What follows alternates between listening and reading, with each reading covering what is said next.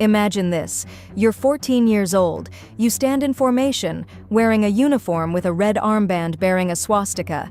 In front of you, a portrait of Hitler. You raise your hand in the Nazi salute and swear loyalty to the Führer.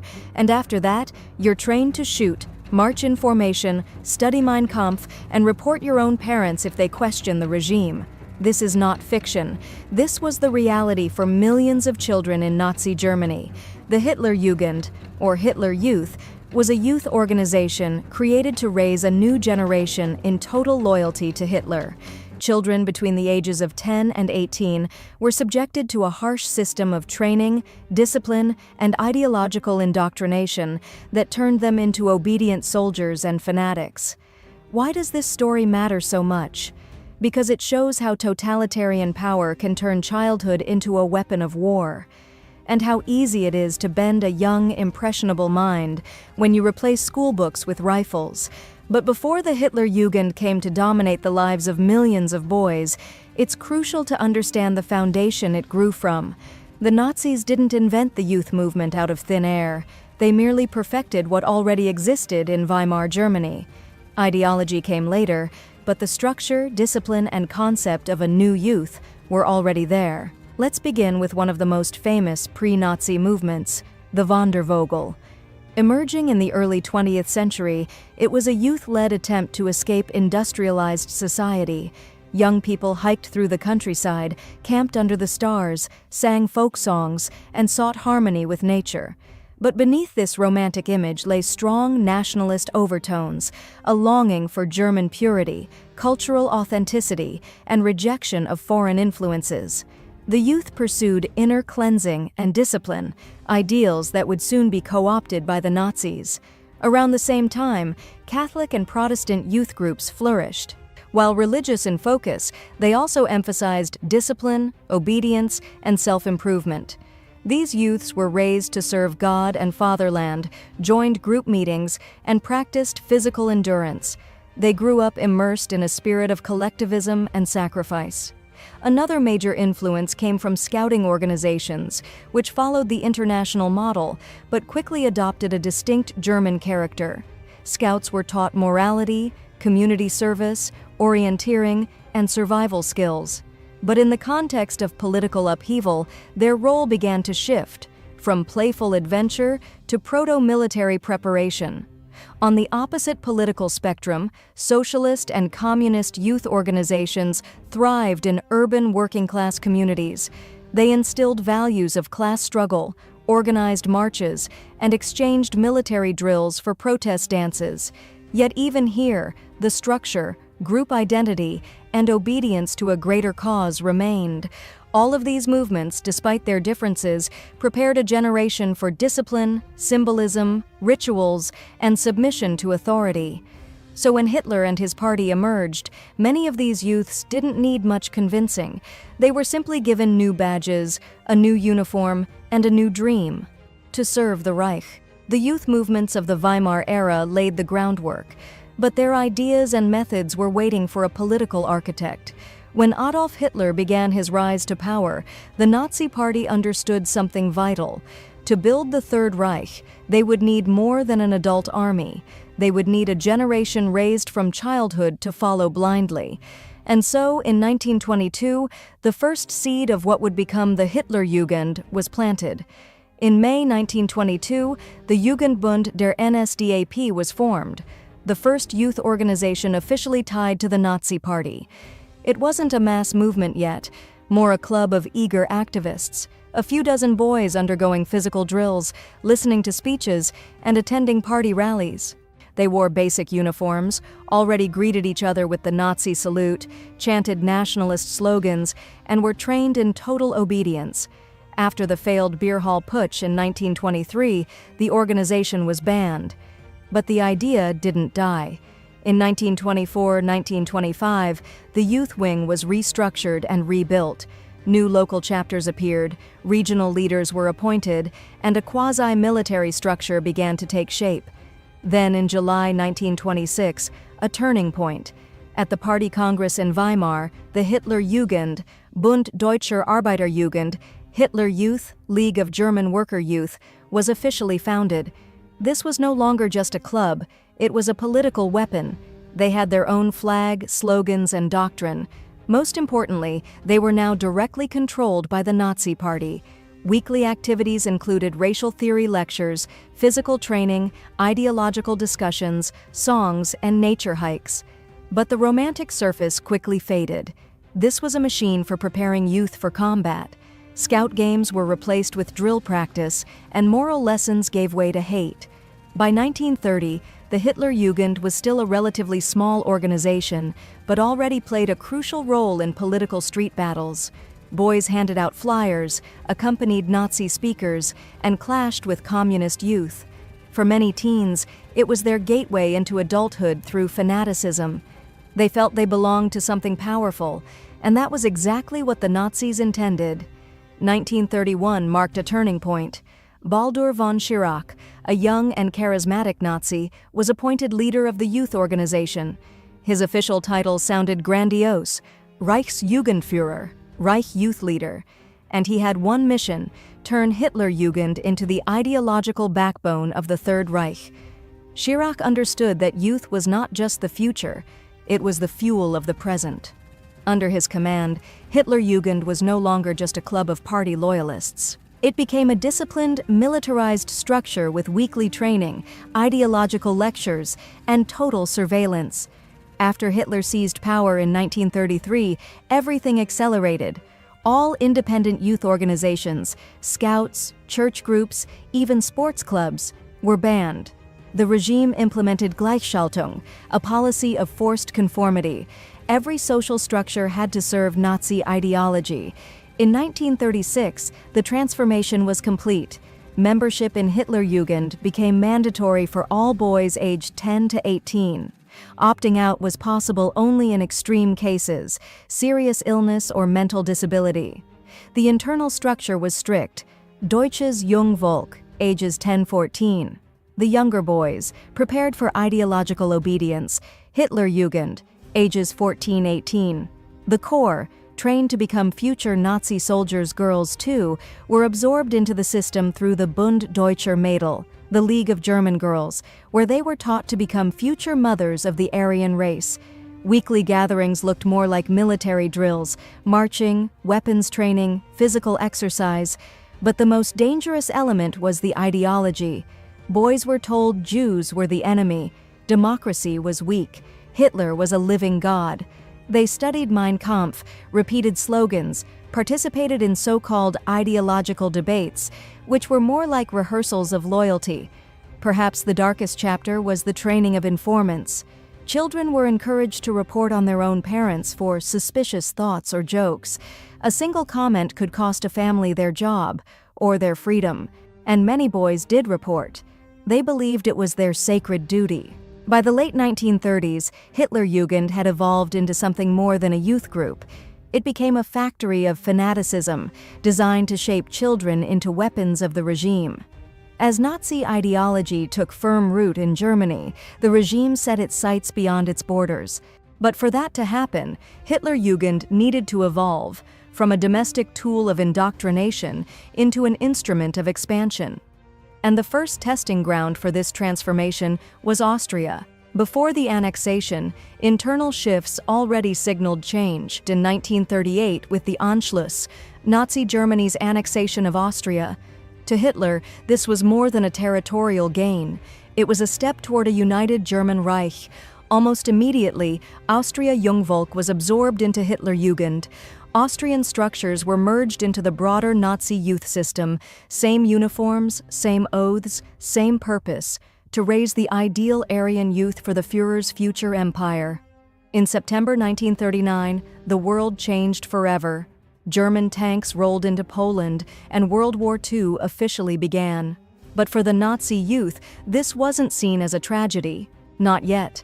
For many in Hitlerjugend, it felt like the heroic moment they had been raised for. Hitlerjugend entered a new phase: mobilization. This was no longer a weekend club. Every boy was expected to be useful to the war effort, even if he wasn't old enough to hold a rifle. Thousands of teenagers were assigned to factories, rail stations, postal services, and military warehouses. Others were part of air defense crews, spotting bombs, rushing into burning buildings, and extinguishing fires after Allied raids. Boys as young as 13 or 14 were becoming cogs in Germany's war machine. Meanwhile, the ideological indoctrination intensified. Every task, even sweeping debris, was paired with lectures about racial superiority, loyalty to the Führer, and the duty of sacrifice. Children sang songs about victory, purity, and hatred. Even while collecting corpses or shoveling rubble, they chanted slogans about honor and death. Officially, membership was still voluntary. But in reality, refusing to join Hitlerjugend meant being excluded from education, careers, or even social life. At schools, those who didn't wear the uniform were mocked and bullied. Teachers encouraged classmates to isolate and humiliate unpatriotic peers. Yet despite this coercion, many joined with enthusiasm. They wanted to be part of something bigger than themselves. For them, Hitlerjugend was not a prison. It was destiny. Especially after Germany's early victories in Poland, France, and Scandinavia, morale was high. The organization staged parades, drills, fundraisers, and propaganda events. It created the illusion of a home front army, boys who hadn't seen the battlefield but already felt like warriors. One of the most chilling aspects was the glorification of death. Films showed boys smiling as they died for Hitler. Propaganda pushed the idea that to die for the Reich was not a loss, but an eternal honor, and the children believed it. By 1942, Hitlerjugend was no longer just a school of fanaticism. It had become a launching pad for mass destruction, deliberately forging a generation not just to serve, but to die for the regime. After the defeat at Stalingrad in 1943, Nazi Germany found itself facing a catastrophic shortage of manpower. The losses on the Eastern Front were enormous, hundreds of thousands killed and wounded. The army was weakening, and the reserves were running dry. Hitler and his leadership realized that there were no more adult men to send to the front. It was time to turn to those who, until recently, were simply called the future of the Reich, the youth. This marked a pivotal transformation of the Hitlerjugend. What had long been an ideological youth organization now became a direct source of soldiers. Boys who once marched in rallies and memorized passages from Mein Kampf were now handed rifles and sent to the front lines. They hadn't even finished school, but they were expected to kill and die. The culmination of this process was the formation of the 12th SS Panzer Division, Hitlerjugend. It was composed mostly of boys born between 1926 and 1928, teenagers aged 16 to 17. They were trained not just to march, but to shoot, throw grenades, and survive in trenches. Most importantly, they were indoctrinated with the idea that dying for Hitler was not a tragedy. It was an honor. In 1944, the division was deployed in the Battle of Normandy, fighting the Allied forces. The losses were staggering. Over 3,000 boys were killed in just a few weeks of combat. These weren't just battles. This was the ruthless use of children as cannon fodder. At first, many joined voluntarily, influenced by ideology, propaganda, or fear of being labeled disloyal. But over time, it turned into coercion. Refusing to serve could mean prison or even execution.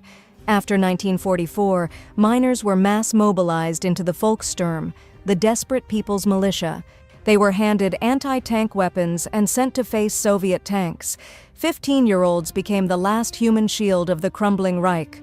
Some of these boys were especially brutal, fanatics raised on hatred and militarism. There are documented cases where Hitlerjugend members participated in executions of POWs, civilians, and Jews. They were not taught compassion. They were taught hatred. They had no childhood. It had been taken from them, replaced with helmets, guns, and the cries of Sieg Heil. One of the most terrifying aspects of the Hitlerjugend was its boundless, fanatical devotion to the Führer and Nazi ideology. These teenagers were deliberately shaped not just into soldiers, but into loyal zealots of the regime, willing to do anything, kill, betray, die, without hesitation or remorse. From a very early age, they were told again and again, "Hitler is your father, your God, your only authority." The family was no longer the core of upbringing. The party took its place. This fanaticism also took shape on the battlefield. During the Battle of Berlin in 1945, Soviet troops encountered fierce resistance from teenage boys. Hitlerjugend members fought to the last bullet. They refused to surrender, even when left completely alone, without command, without hope. They believed dying for the Reich was heroic. Ideology did not just suppress the fear of death, it made death desirable. Dying in combat was glorified, becoming a badge of honor. Survival, especially if accompanied by surrender, was seen as disgraceful. Some wounded boys begged not to be saved, but to be left to die so they would not become a burden to the Reich. The fanaticism also manifested in cruelty toward the enemy. Hitlerjugend members were taught to despise the weak, to laugh at pain, and to see Jews, Slavs, and the disabled as subhuman. These ideas were instilled from childhood. By the age of 15 or 16, many had already become emotionally numb to suffering.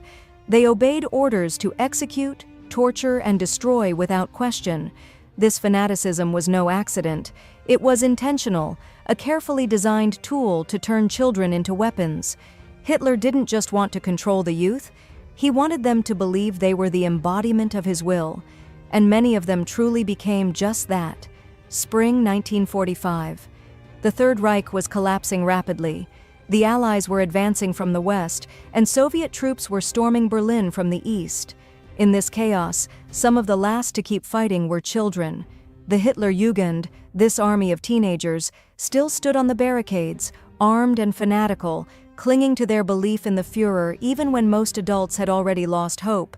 Many of them believed a miracle would come, that Hitler had a secret weapon, that the Reich could not lose. They knew nothing else. Their only truth was what had been planted in their minds for years. And when Berlin fell and Hitler committed suicide, their entire world collapsed. After the war, many of these children tried to return to normal life, but it was nearly impossible. They lacked proper education, social skills, and critical thinking. They knew how to shoot, but not how to feel, empathize, or doubt. These former fanatics often suffered deep psychological trauma. Some took their own lives, others remained forever trapped in the shadow of the past. In post-war Germany, people avoided speaking about the Hitlerjugend. It became a taboo subject, but in the hearts of thousands of adults, there remained an emptiness, a space once filled by blind faith, now filled with shame and sorrow. They were not just victims, but they weren't only perpetrators either. They were a broken generation. Their childhood, their future, their ability to choose, had all been stolen. The Hitlerjugend did not truly end on May 8, 1945.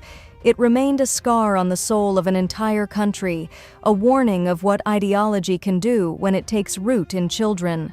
The Hitlerjugend was not just a youth organization, it became a symbol of how totalitarianism can steal childhood, break the individual, and turn children into tools of evil. Its legacy is not just the stories of fanatics holding Panzerfausts, it is a warning to the entire world. After the war, Germany had to face a painful question: how to raise a generation that had been part of a brainwashing machine. How to build democracy when millions of children had grown up believing in dictatorship.